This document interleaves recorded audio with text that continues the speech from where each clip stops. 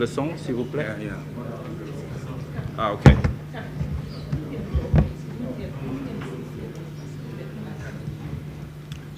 Juste une seconde, le temps de shifter pour le son, très rapidement avec le trichement de Al-Fussein. Al-Hussein. Al-Hussein. Al-Hussein. Al-Hussein, comment Al-Hussein. Ok. Merci. La gravité de la charge. Et qu'il me soit permis de rendre grâce à Dieu Tout-Puissant. 24 mars 2024, c'est une vague verte et rouge qui déferle sur le Sénégal. Un tsunami, un raz-de-marée.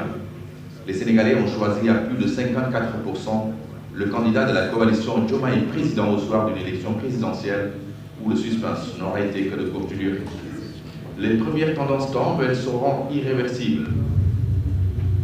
580 inscrits, Bassirou Diomaye Diakhar Faye am 237. Bassirou Diomaye Faye 264. Bassirou Diomaye Faye obtient 270. Bassirou Diomaye Diakhar Faye devient le 5e président de la République du Sénégal. Monsieur Bassirou Diomaye Diakhar Faye, président de la République.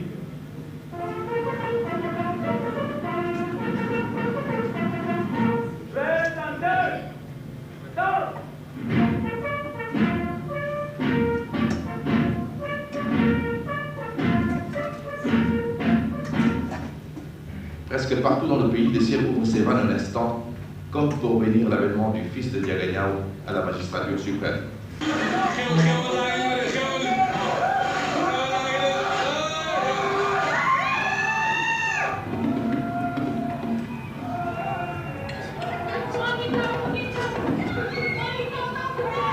À 44 ans, cet inspecteur des impôts et domaines, sous l'aile protectrice de son ami et compagnon Ousmane Sonko, est installé dans ses nouvelles fonctions, en présence d'un parterre de personnalités.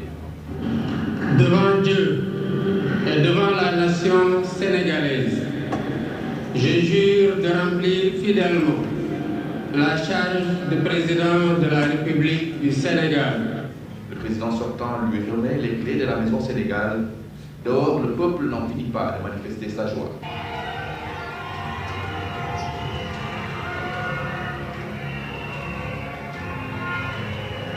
Premier acte, le président rend visite aux chefs religieux pour perpétrer une tradition de bonne relation entre le pouvoir temporel et le pouvoir spirituel.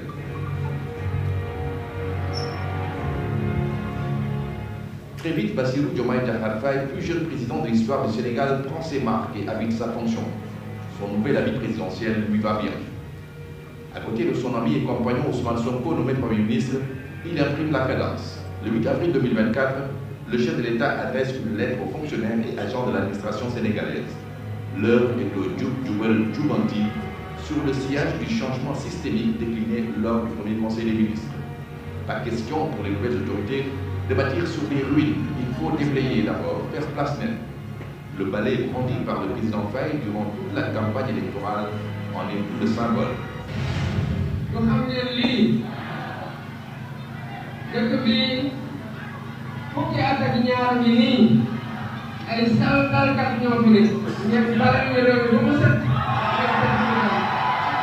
comme les journées s'étalent sur le réew, instaurées désormais tous les mois. tey nag ñu tàmbali ko de façon symbolique waaye sa yéene mooy fexe ba ñu jël bés bu nekk ci weer wi ñu amal ko. Le dossier foncier, une priorité, le sujet est sensible, les dégâts sont importants.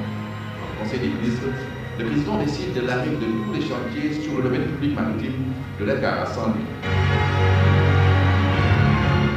Un espace qui porte encore les stigmates de décennies de prédation foncière.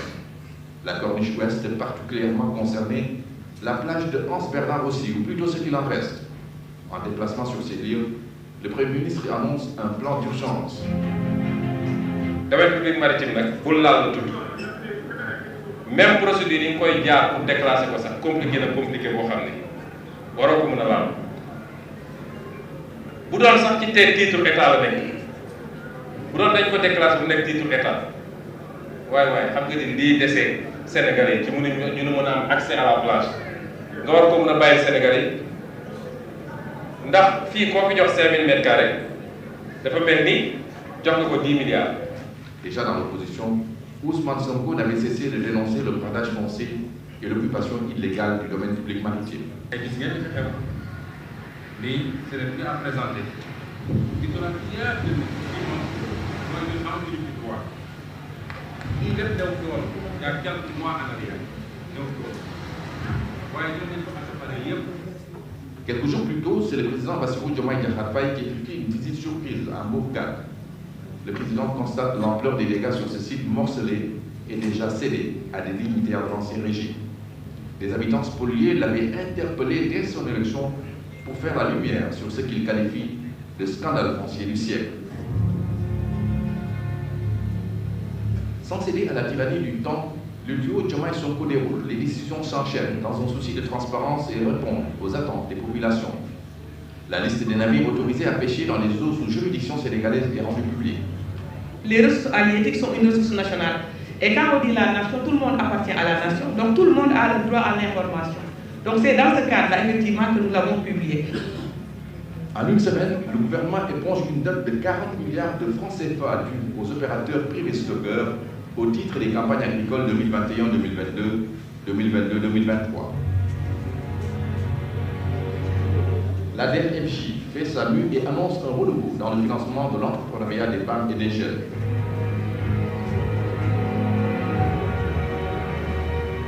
En déplacement à Colobane, suite au déguerpissement des marchands ambulants, le Premier ministre Ousmane Sonko, en compagnie de la nouvelle patronne de la délégation à l'entrepreneuriat rapide des femmes et des jeunes, il délivre un message d'espoir pour des emplois stables à travers l'ADER.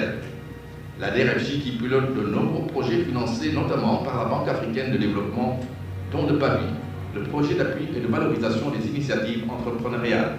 Des opportunités à saisir sans discrimination sont le chef du gouvernement.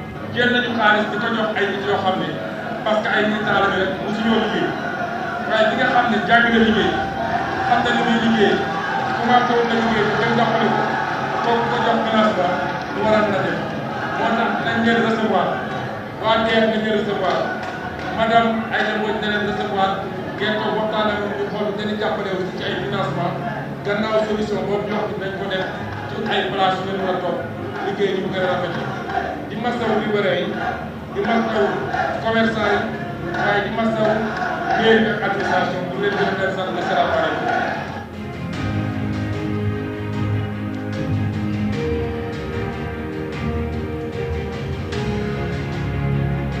Le 28 mai 2024, le chef de l'État préside le lancement des travaux du dialogue national sur la réforme et la modernisation de la justice. L'objectif est de faire jouer pleinement à cette dernière son rôle dans le concert des actions de la République, selon le garde des Sceaux, ministre de la Justice. Un mois plus tard, les conclusions lui sont rendues. Un vent d'espoir souffle à nouveau sur la justice au Sénégal, une justice qui a connu tous les déboires sous le régime sortant.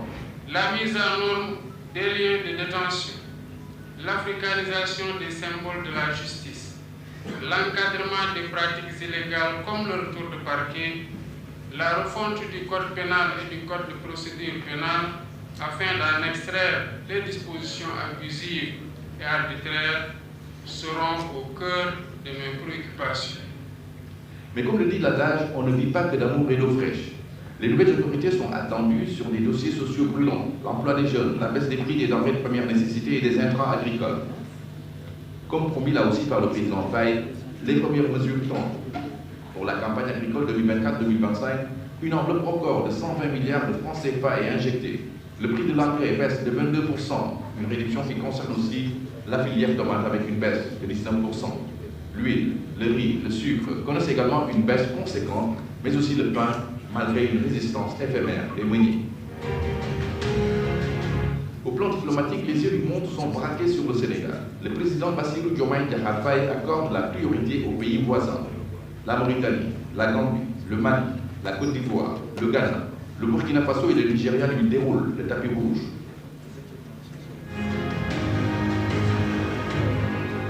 Son premier déplacement hors du continent le conduit à Paris, où il prend part au Forum pour l'innovation sur la souveraineté vaccinale. Là aussi, ses pairs lui font confiance. Il est choisi pour piloter l'initiative des pays africains pour l'accès au vaccin.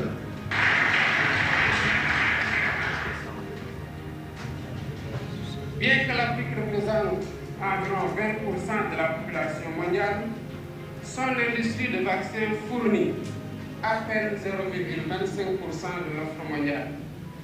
Le continent est encore largement tributaire d'autres régions du monde pour couvrir ses besoins. C'est dire l'immensité de la tâche qui reste à accomplir pour la souveraineté vaccinale de l'Afrique. Au cours de son séjour parisien, le président Bassirou Diomaye Diakhar Faye déjeune avec son homologue français Emmanuel Macron. Les contours d'un nouveau partenariat se dessinent entre Paris et Dakar, partenariat désormais fondé sur un respect mutuel équilibré au service des intérêts réciproques des deux peuples, sont les termes du communiqué conjoint publié à l'issue des échanges entre les deux hommes.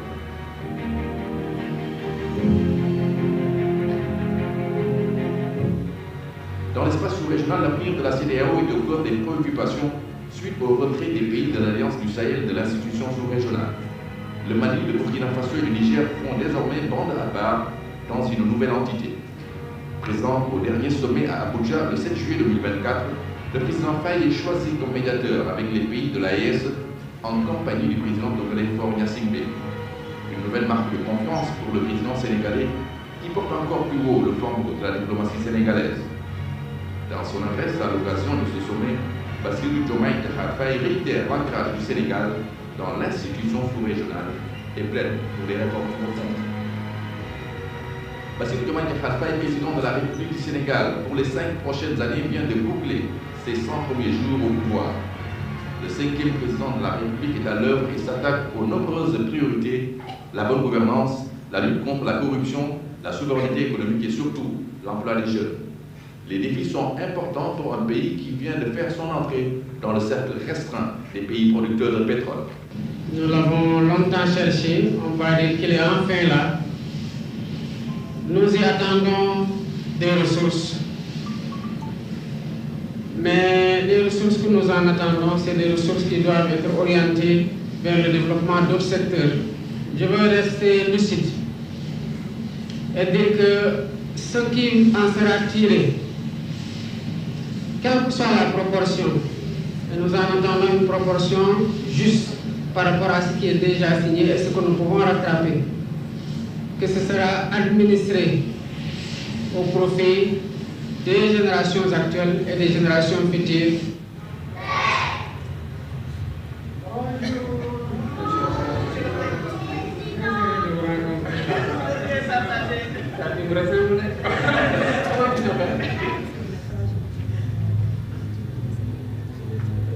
L'avenir est prometteur, l'espoir est permis. Le projet de société bi nga xamante ne fas yéene ko doxal nag ak dal ak yoonal ak jub ak jubal ak jubanti.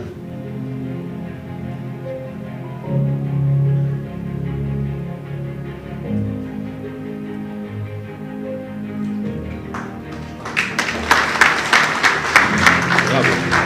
Ok.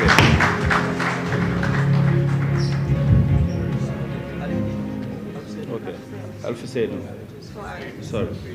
Voilà. Merci beaucoup. Merci pour ce film-là qui retrace un peu les moments historiques que nous avons vécus dans le cadre de cette élection présidentielle. Merci. Sans plus tarder, ce que nous allons faire, comme annoncé tout à l'heure, c'est de donner la parole à Madame la Présidente, Dr Aïda Mbodj, pour son mot. Et ensuite, nous passerons à